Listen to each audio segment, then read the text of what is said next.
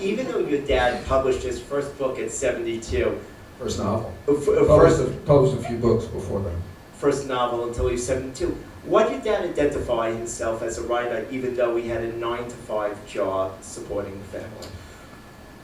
Well, because that was his soul, you know, that was he grew up, I think his whole life, his father was a newspaperman, a writer.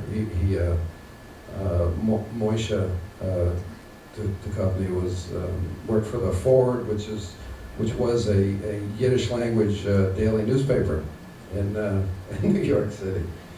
No applause for the Forward. So I can't read it. I couldn't have read it either. So his father identified as a writer, a journalist, and my father identified himself as a writer, and he just always said, I'm a writer. You know, that's what we do. That's what my family does, and we think, we write. My father was a thinker. He was a spacey kind of cogitator, you know, and I was so happy for him when he published, because I think it was a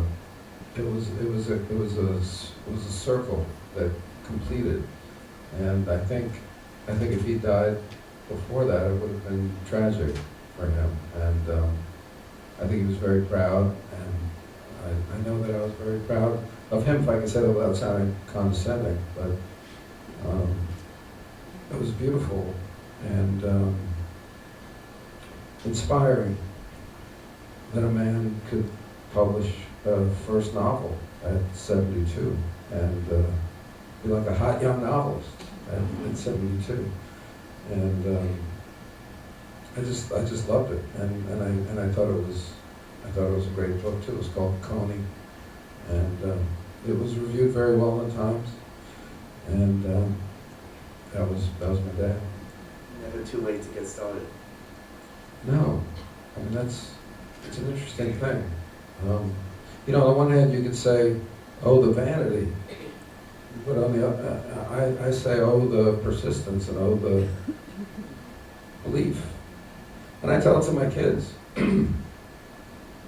was just talking to my daughter today, and she's like, "Oh, I wish I'd learned how to dance." I'm like, "You're 17, you know, you can."